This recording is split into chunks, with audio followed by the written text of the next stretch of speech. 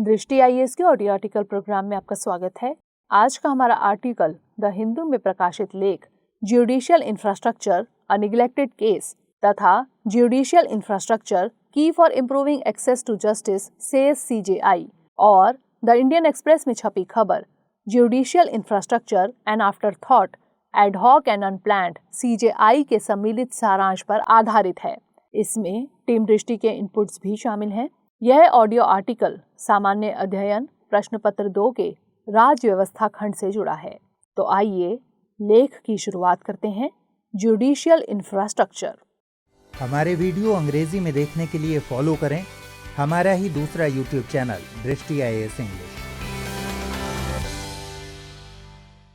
सबसे पहले जानते हैं आखिर यह खबर चर्चा में क्यों है।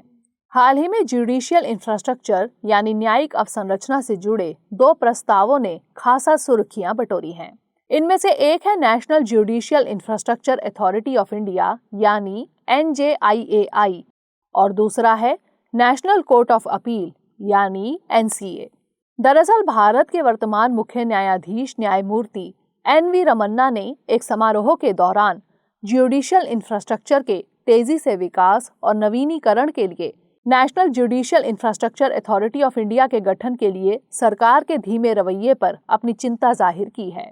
साथ ही मुख्य न्यायाधीश ने संसद के इसी शीतकालीन सत्र में सरकार को इस बाबत कानून लाने की भी गुजारिश की है। गौरतलब है कि कुछ महीनों पहले मुख्य न्यायाधीश के ऑफिस द्वारा एक अखिल भारतीय सर्वे कराया गया। इस सर्वे का मकसद यह पता लगाना था कि आखिर निचली अदालतों के ज्यूडिशियल इंफ्रास्ट्रक्चर के क्या हालात हैं। जब सर्वे का रुझान आना शुरू हुआ तो हालात काफी गंभीर महसूस किए गए। नतीजतन इन हालात की वजहों पर गौर करने पर यह पाया गया कि ज्यूडिशियल इंफ्रास्ट्रक्चर में एक रूपता के साथ योजना निर्माण, विकास, प्रबंधन, रखरखाव और प्रगति की निगरानी के लिए एक केंद्रीकृत संरचना की दरकार है। इस संरचना के तौर पर न्यायपालिका ने national judicial infrastructure authority of India यानी NJIAI के गठन का प्रस्ताव दिया। अगर बात नेशनल कोर्ट ऑफ अपील यानी NCA की करें तो भारत के अटॉर्नी जनरल ने सुप्रीम कोर्ट में सुनवाई के भार को कम करने के मकसद से 11 साल पुरानी ज्यूडिशियल संरचना NCA के गठन के सुझाव को फिर से दोहराया।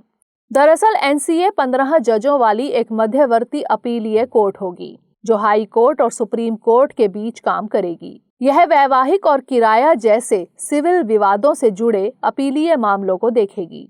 इन मामलों के संबंध में NCA के निर्णय अंतिम होंगे।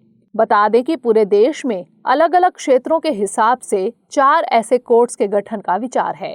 पूरा मामला यही है जिससे ज्यूडिशियल इंफ्रास्ट्रक्चर से जुड़े मामले एक बार फिर चर्चा में आ गए हैं।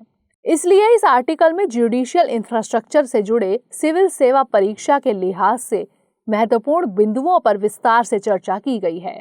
सबसे पहले ज्यूडिशियल इंफ्रास्ट्रक्चर, फिर मौजूदा वक्त में उसकी स्थिति और अहमियत के बारे में बात की गई है और आखिर में इसकी राह में मौजूद चुनौतियों और इनसे निपटने के उपायों पर नजर डालते हुए इनसे जुड़ी सरकार की कुछ पहलों पर भी चर्चा की गई है। तो आइए पहले जानते हैं ज्यूडिशियल इंफ्रास्ट्रक्चर क्या है।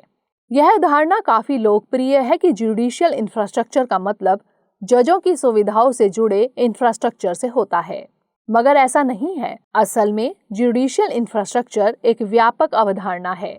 इसमें कोर्ट, ट्रिब्यूनल जो कि कोर्ट के प्रशासनिक नियंत्रण में ही होते हैं, केस फाइल करने वाले लोग यानी वादी, अलग अलग कानूनी सेवा वाली योजनाओं जैसे नालसा के तहत आए लाभार्थी सहित पैरालीगल स्वयंसेवक, कोर्ट स्टाफ, वकील और उससे जुड़े संस्थान जैसे बार काउंसिल और यूनियन आदि से जुड़ी सारी सुविधाएं शामिल होती हैं। दूसरे शब्दों में ज्यूडिशियल इंफ्रास्ट्रक्चर का मतलब ज्यूडिशियल सिस्टम को सुचारू तौर पर चलाने के लिए जरूरी बुनियादी ढांचा व सुविधा है, मसलन भवन, बिजली आपूर्ति, कंप्यूटर, इंटरनेट कनेक्शन और टॉयलेट फैसिलिटी आदि। इसके बिना न्याय तक पहुंच और न्याय दोनों समुचित तौर पर मुमकिन नहीं है।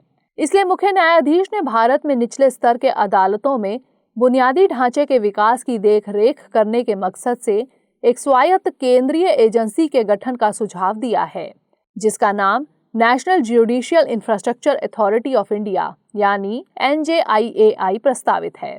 अब एक नजर प्रस्तावित NJIAI के बारे में। इसका मुख्य काम जुडिशियल इंफ्रास्ट्रक्चर का विकास, प्रबंधन, रखरखाव और योजना बनाने के लिए रोड मैप तैयार करना होगा। यह जुडिशियल इंफ्रास्ट्रक्चर के विकास में जरूरी मानकीकरण और एकरूपता लाएगा। साथ ही देश के जुडिशियल इंफ्रास्ट्रक्चर के आधुनिकीकरण के लिए एक सतत, स्थायी और समावेशी मॉडल प्रदान करेगा।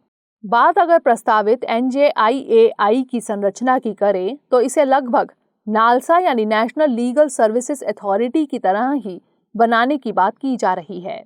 यानी समूचे देश के लिए सुप्रीम कोर्ट के अधीन एक केंद्रीय बॉडी और राज्य के लिए हर एक हाई कोर्ट के अधीन एक अलग बॉडी। प्रस्तावित NJIAI नालसा से इस मायने में अलग होगा कि नालसा कानून और न्याय मंत्रालय के अधीन है, जबकि NJIAI को पूरी तरह से सुप्रीम कोर्ट के तहत लाने का प्रस्ताव है। नालसा का गठन कमजोर लोगों के लिए मुफ्त कानूनी सहायता उपलब्ध कराने के मकसद से किया गया है। आइए अब एक नजर भारत के मौजूदा जुडिशियल इंफ्रास्ट्रक्चर पर डाल लेते हैं। अखिल भारतीय सर्वे के मुताबिक केवल 27% निचली अदालतों में जजों के रूम में कंप्यूटर मौजूद है, जबकि सिर्फ 10% कोर्ट्स ऐसे हैं जहां इंटरनेट की सुविधा उपलब्ध है। वहीं शौचालय की सुविधा की बात करें तो 22% ट्रायल कोर्ट परिसर ऐसे हैं जिसमें महिलाओं के लिए अलग शौचालय मौजूद नहीं है, जबकि 16% में पुरुषों के लिए भी ऐसी सुविधा मौजूद नहीं है। साथ ही सिर्फ 54% कोर्ट परिसर पेयजल और बेसिक मेडिकल सुविधाओं से लैस है, जबकि लगभग 55% कोर्ट्स में जज से जुड़े स्टाफों के लिए अलग से कमरा मौजूद है। इसके अलावा सर्वे में शामिल 6000 कोर्ट परिसरों में 67% ऐसे हैं जहां निःशक्त लोगों के लिए अलग से सुविधाएं मौजूद नहीं हैं।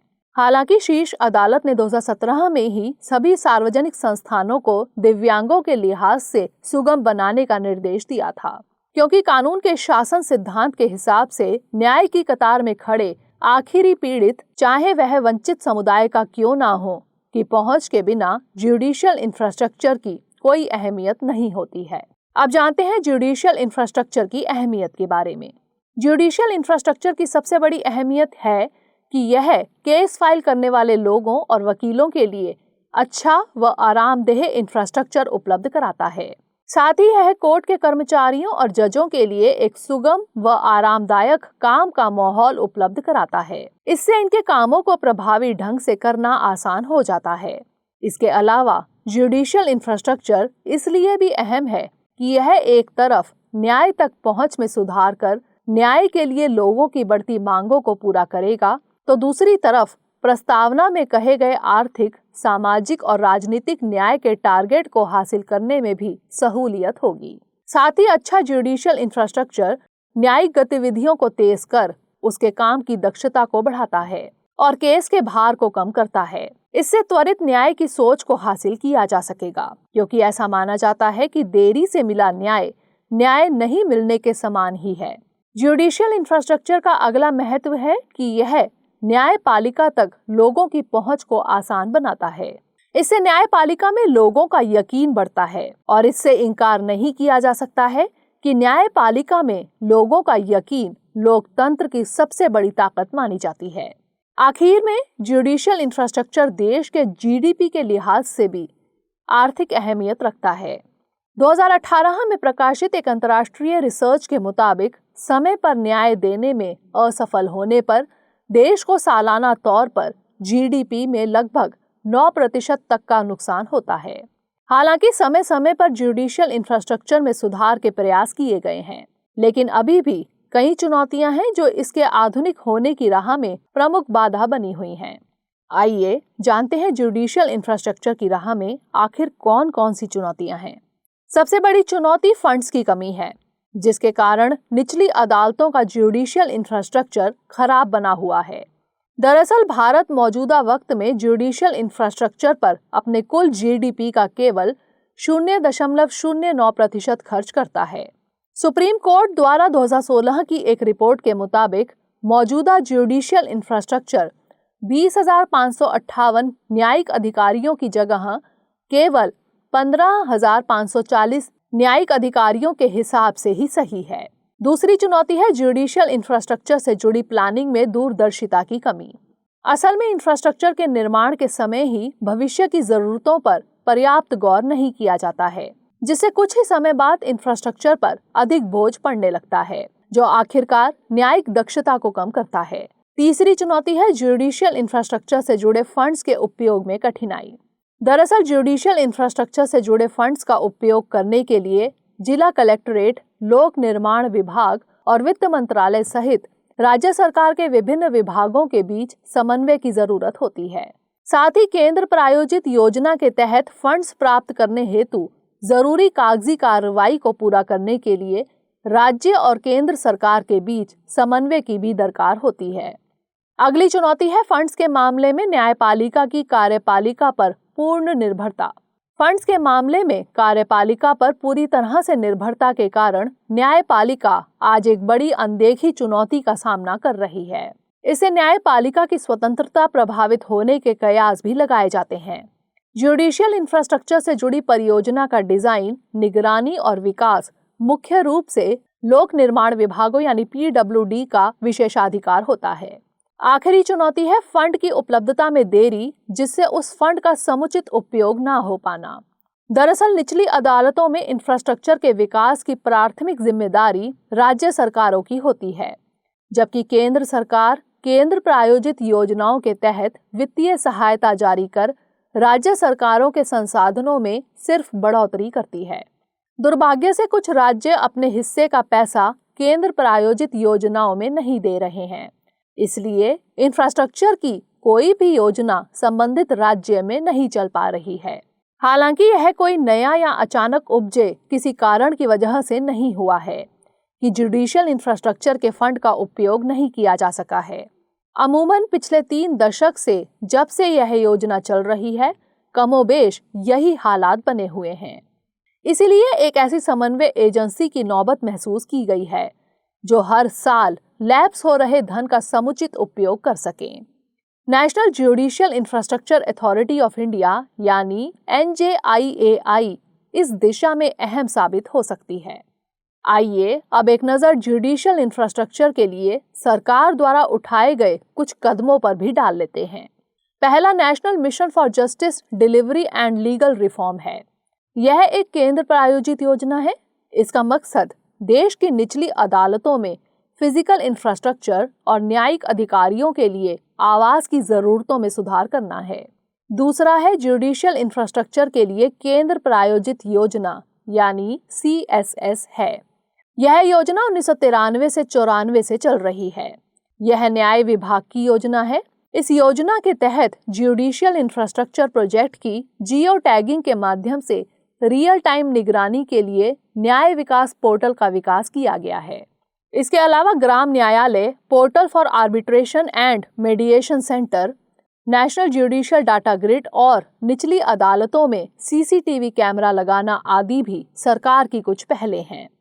साथ ही डिजिटल इंफ्रास्ट्रक्चर के तौर पर न्यायिक अधिकारियों के लिए न्यायिक कामकाज में सुधार के लिए इलेक्ट्रॉनिक केस प्रबंधन उपकरण के विकास के साथ साथ ई-फाइलिंग एप्लीकेशन पोर्टल भी चालू किए गए हैं।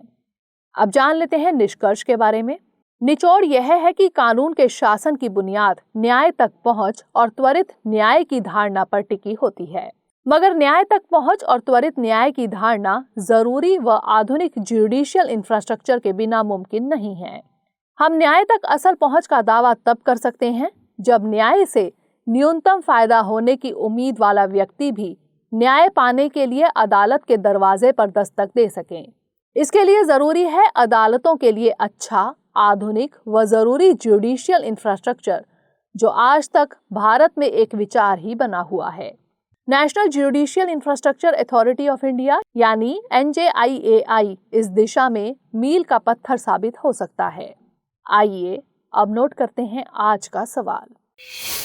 देरी से मिला न्याय, न्याय नहीं मिलने के समान है। इस कथन के संदर्भ में जुडिशियल इंफ्रास्ट्रक्चर के महत्व को विवेचित कीजिए।